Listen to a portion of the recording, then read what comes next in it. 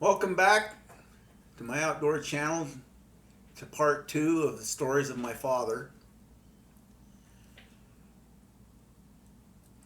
Last left off telling snowmobile stories, and we had a lot of those. We had a lot of fun. It was a great family activity.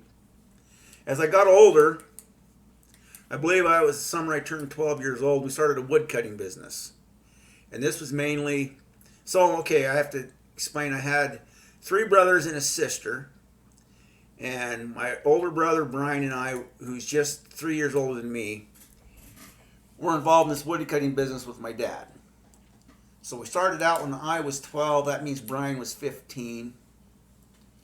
And we would make 3 trips a week and go cut firewood and stockpile it. And the other 3 days of the week, we would ride colts. And at this point in time in my life, my parents had another restaurant. And so we had a busy life. But 3 days a week, we'd cut timber in Island Park. 3 days a week, we'd be riding colts and working our using horses. And this was pretty much our life. We could go up, knock out 7 cords, and usually get back home, and it was about a 2.5 hour drive up to where we'd cut wood. We'd cut wood all day. We'd get back home. We'd be done cutting by dark, or be done home around dark, and then the next day we'd unload, get saws ready, do our stuff around home, be ready to go the next day. And we'd cut anywhere, depending on the year, on how much time we actually got to spend up there, because you had weather and things that could limit your time. But we'd usually get anywhere from 250 to 300 cord of wood stockpiled this summer. And then we would sell it through the winter. And that was basically my brother and I's summer job. So we had money to do other things. So we could rodeo. And when I turned to 14 is when we first started into rodeoing. And I learned to team rope. And my dad was real supportive with all this. And he really got into that. Anything to do with horses, he really enjoyed. And he taught my brothers and I, and my sister as well, taught us all how to ride. My brothers and I all got to learn how to train colts, how to break horses. Lifelong skill that I've always been glad that I have. When I was 16, I started to steer wrestle, which my father really enjoyed because that allowed him to haze for me. And we had a lot of adventures, traveling to rodeos. And he was very supportive in all that and making sure that we had what we needed. And that was also why we had the woodcutting business, to make sure we could afford to do it and the time to do it. I rodeoed from the time I was 14. I rodeoed in high school, in college, and then I rodeoed in the Intermountain Pro Association. And then I rodeoed in the PRCA. My father was supportive through all of that.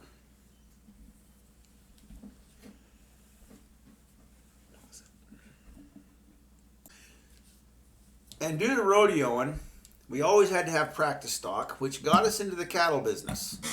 And this is where a lot of the adventures happened. Because we always seemed like every time we had to go move cows, it always turned in. We'd always have the best laid plans, and they never seemed to work out. At least not as cleanly, as smoothly as we would like. There's a couple stories I'll share. One time we were wintering our cattle down just to the west of an area called Montello, Nevada. We were down there running on the Wine Cup Ranch. And my dad and I had left Blackfoot to go down, and it was February. We got down there, and we were riding our circles, checking cows. And when we got there, we could see clouds rolling in. We decided we better go ahead and ride our circles and check cows. We'd driven all the way down there. It's about a 4-hour drive. And when we got back, the truck and trailer, it snowed, and it snowed so hard, it put down 6 inches of snow in the time that we were riding. And I had rode my circle, and there was a stream that ran down the middle of this area we were running cows in. And so Dad took one side of the stream, I took the other side of the stream. We were riding, getting our count. We'd met up at the far end. We talked. We had everything accounted for but 6 cows. As I'm riding back, now the storm comes rolling in, and this was really wild. We're in northern Nevada, and the storm, you could just see it rolling down the valley towards us. And it hit us, and it was a blinding snowstorm. You could not see. And so I basically decided at this point, it's like, well, we're done. We can't see. I'm just heading back. I'll meet Dad at the pickup. And I was riding along, and I could my horse just locked up and he wouldn't move. He didn't want to go any further, and I couldn't figure out what was wrong with him.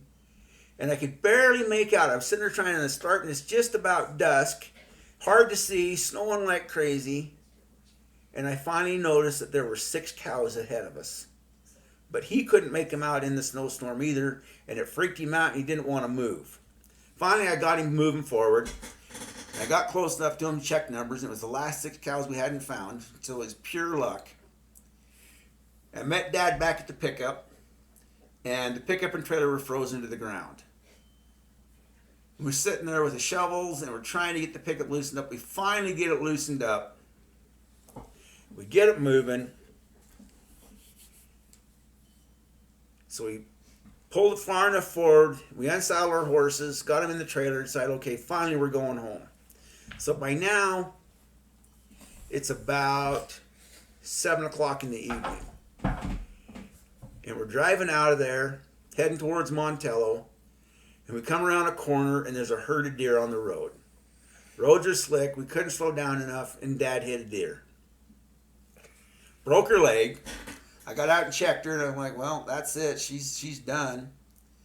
And I had a 44 mag with me, so I put her down. And then I looked at Dad and said, well, what are we going to do? He goes, well, I don't know. So by the time we call Nevada Fish and Game, by the time they get out here, there won't be anything left. We might as well take her home. So right there, he gutted her out right there in the road. We threw her in the trailer, and so there was living proof that we ate roadkill. One fall, we had had a really busy summer. We had 3 colts we hadn't got to yet. And Dad decided that we needed to get them broke. And I told him, I said, okay, well, let's get going on it. He says, well, we're going to just bypass some steps. When you're training colts, there's just a certain series of steps I take every horse through as we're breaking them. And this is my father's way of doing it. And he said, well, we're going to just saddle them up, get on them, I'll snub them, and we'll just go to work. We'll cut off, 5-6 days. We got to get these colts broke. By this time, it's October. We need to get it done. As like, you really want to do this. You want to snub horses, me jump on them. Yeah, we'll be fine. It's like, well, yeah, you'll be fine. So we did it. And I'll guarantee you, when you start snubbing colts and jumping on them, you're literally putting your life in the hands of the person on that snub horse. And I can guarantee you there's nobody else in this world that I would really trust to handle that snub horse while I'm jumping on colts. We got through that. And we got all 3 of those colts broke that fall. They all turned out nice. And that was just one more adventure, Wasn't really with the cows, but due to how busy we were with the cows, it caused that we had to do that.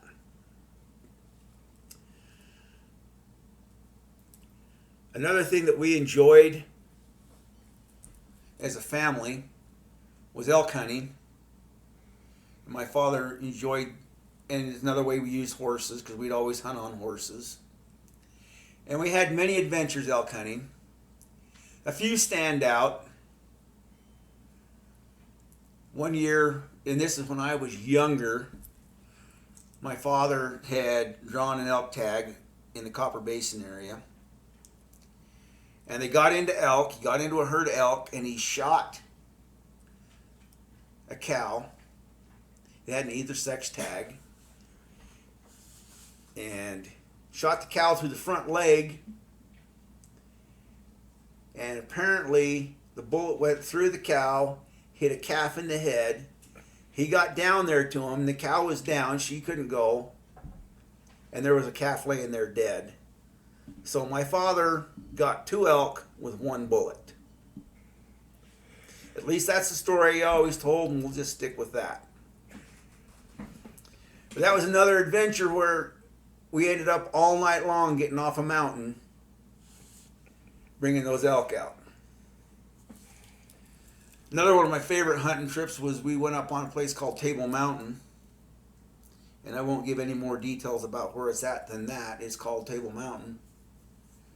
We went up there and there was my dad, my brother Brian, and my friend Shane Lish. We went up in there and we actually camped up on the mountain. We packed in there and we had a great hunt. And that was one hunt we only had bull tags and we never could find the bulls. We were finding cows and calves. We never could find the bulls, but it was one of those great trips where we were in there for a few days together, enjoying life. And when I first met my wife, one of the first places I took her was up to Table Mountain with my dad and my brother and a friend of mine named Kenneth Jensen, because I figured if she could handle a week with those guys on the mountain, she could handle about anything. And she survived it and enjoyed it. But I think mainly she was enjoying riding horses. But she enjoyed the trip.